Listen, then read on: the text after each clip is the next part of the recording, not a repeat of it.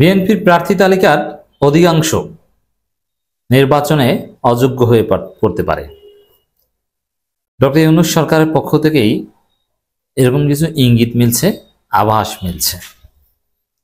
দর্শক, একটা সহজ হিসাব, 5 আগস্ট পরবর্তী বাংলাদেশে কোনো ধানাই ফানাই রাজনীতি চলবে না।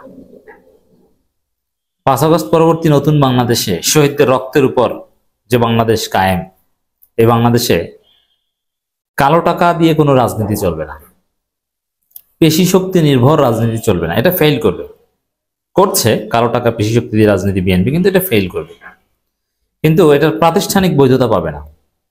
ঋণ খেলাপিরা নির্বাচন করতে পারবে না, অ্যাটলিস্ট প্রাতিষ্ঠানিকভাবে কোনো এক্সেমশন পাবে না, কোনো ইমিউনিটিস পাবে না, এটা নিশ্চিত করা হবে। সেই জায়গায় আপনারা জানেন যে বিএনপি যে প্রার্থী তালিকা, তাদের মধ্যে অলরেডি 4 জনের নাম আমি একটা আলোচনায় বলেছি যারা ঋণ খেলাপি, যারা তালিকাভুক্ত ঋণ খেলাপি। এখন তারা রিশিডিউলের চেষ্টা করবে, কিন্তু বাংলাদেশ ব্যাংকের গভর্নর বলছে কাজ হবে না। হাইকোর্টের স্টে নিয়ে আসলেও ঋণ খেলাপি থাকবে। অতএব এখানে ঋণ খেলাপি হিসাবে বিএনপির অনেকে নির্বাচনে অযোগ্য হয়ে পড়বে। আবার আসিফ মাহমুদ একটা কথা বলেছে, আসিফ মাহমুদ সরকারের প্রতিনিধি, এই কথাটা তাৎপর্যপূর্ণ বলে মনে করি। এই কথাটার ব্যাখ্যা আমি করছি। বাংলাদেশের বর্তমান বাস্তবতায় 10 থেকে 20 কোটি টাকা না থাকলে সংসদ নির্বাচন করা যায় না। সংসদ নির্বাচন করতে হলে 10 থেকে 20 কোটি টাকা লাগে। এই বাস্তবতায় আসলে যাদের কালো টাকা আছে তাদেরই সুযোগ আছে আর কি নির্বাচনে অংশগ্রহণ করার। সেজন্য আমাদেরও বারবার চিন্তা করতে হয় ইলেকশন কি করব না করব না। এখন কথাটা বলেছেন ব্যক্তির সাথে রিলেটেড করে, কিন্তু ঘটনাটার ইঙ্গিত হচ্ছে এই যে বিএনপির প্রার্থী যারা নির্বাচন করতে যাচ্ছে, এক একজনে 20 কোটি 30 কোটি টাকা খরচ করছে বা করবে। এই টাকাগুলো কোথা থেকে এসেছে? এগুলো কালো টাকা। তো এই যে কথাটা সামনে আনলেন যে নির্বাচন করতে 20 কোটি টাকা লাগে আর এগুলো কালো টাকা, তো এই যে 20 কোটি টাকা কোথায় পেয়েছে, এগুলো নির্বাচন আগে তদন্ত হবে এবং যারা কালো টাকার মালিক চান্দাবাজ এরা ধরা পড়বে এবং নির্বাচনে অযোগ্য হয়ে পড়বে। আসিফ মাহমুদ এই বক্তব্য দেওয়ার মাধ্যমে মূলত এই বিষয়টাই সামনে আনলেন। তো এখানে এখন এই কারো 20 কোটি টাকা খরচ করে কারো কালো টাকার মালিক, এটা যদি সরকার তদন্ত করা শুরু করে নির্বাচনের আগে, প্রার্থীদের কালো টাকা আছে কিনা এটা খোঁজাখুঁজি শুরু করে, বিএনপির অধিকাংশ প্রার্থী জয় বাংলা হয়ে যাবে। কারণ বিএনপির অধিকাংশ প্রার্থী কালো টাকার মালিক, এতে কোনো সন্দেহ নেই। আর জামাতের উপর এর কোনো প্রভাব পড়বে না, কারণ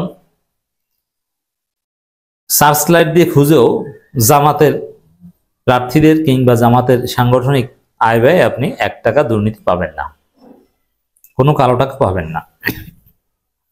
জামাত কিভাবে তাদের নির্বাচনী ব্যয় নির্বাহ করে আমার দর্শক অনেকে হয়তোবা জানেন না।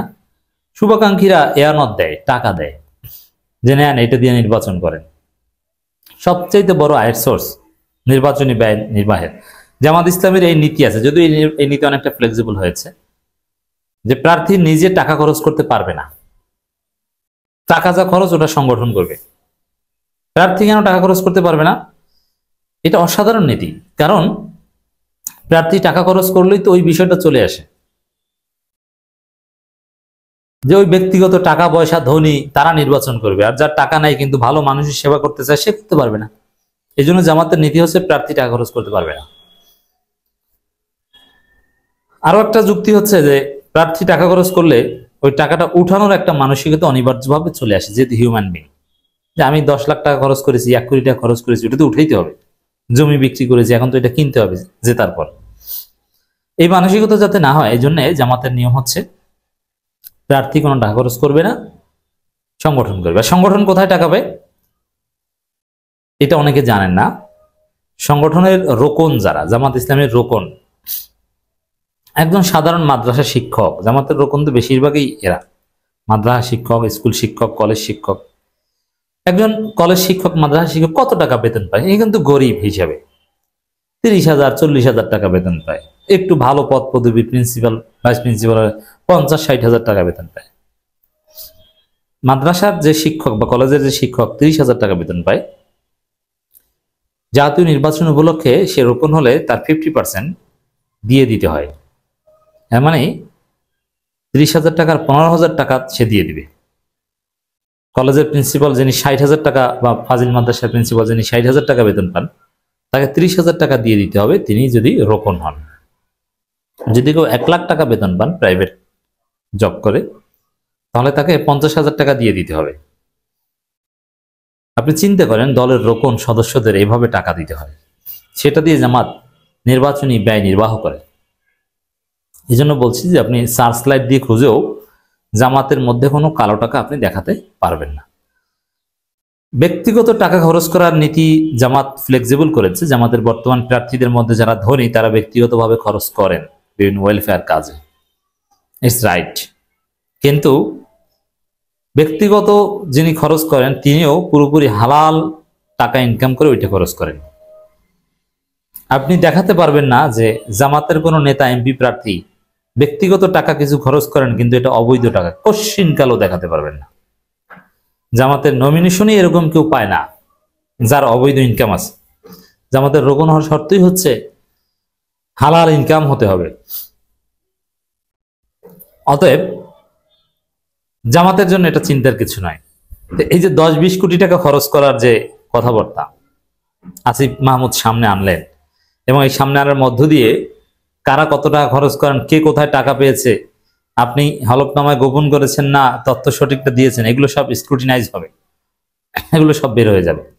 আর এই পয়েন্টে বিএনপির প্রার্থী তালিকা যারা আছে তাদের অধিকাংশ ধরা পড়বে, একটা বড় অংশ নির্বাচনে অযোগ্য হয়ে পড়বে, যে নির্বাচনই করতে পারবে না, প্রার্থীটা বাতিল। আপনি লিখে রাখেন 237 জনের মধ্যে অনেক বিপুল সংখ্যক প্রার্থী নির্বাচনে অযোগ্য হয়ে পড়বে, সে প্রার্থী হতে পারবে না। মজা না? অপেক্ষা করেন। বিএনপি নেতারা আপনার টাকা পয়সা তো তফসিল ঘোষণা আগেই শেষ হয়ে যাবে, এরপরে আপনি টাকা ব্যয় নির্বাহের জন্য চাঁদাবাজি করবেন, কারণ আপনি নমিনেশন পেয়েছেন। আপনার লোকজন পালতে অলরেডি প্রত্যেক সপ্তাহে 5-10 লাখ টাকা লাগে, কয় সপ্তাহ ব্যয় মেটাতে পারবেন? আপনার বৈধ ইনকাম কি? তারপরে অবৈধ জায়গায় হাত দেওয়া লাগবে, অবৈধ জায়গায় হাত দিলে আপনি ধরা পড়বেন। তো বিএনপি কতটা মাইন্ডকে চিপে আছে বুঝতে পারছেন। একদিকে বৈধ টাকা শেষ হয়ে যাচ্ছে নির্বাচনের আগেই, কারণ আগে ভাগে নমিনেশন লোক পালতে হয়। আর একদিকে বৈধ টাকা শেষ হয়ে গেলে অবৈধ টাকায় হাত দিতে হবে, আর অবৈধ টাকায় হাত দিলেই ধরা খেয়ে যাবেন। হিসাবটা সুন্দর না? সরকারের ইঙ্গিত হচ্ছে এটা। অতএব নতুন বাংলাদেশের বাস্তবতায় আপনি সেই 10-20 কোটি টাকা অবৈধভাবে খরচ করে নির্বাচন করবেন, সেই সুযোগ আর আসবে না। আপনাকে হালাল টাকা দিয়ে জনগণের হয়ে রাজনীতি করতে হবে, কোনো কালো টাকা চলবে না।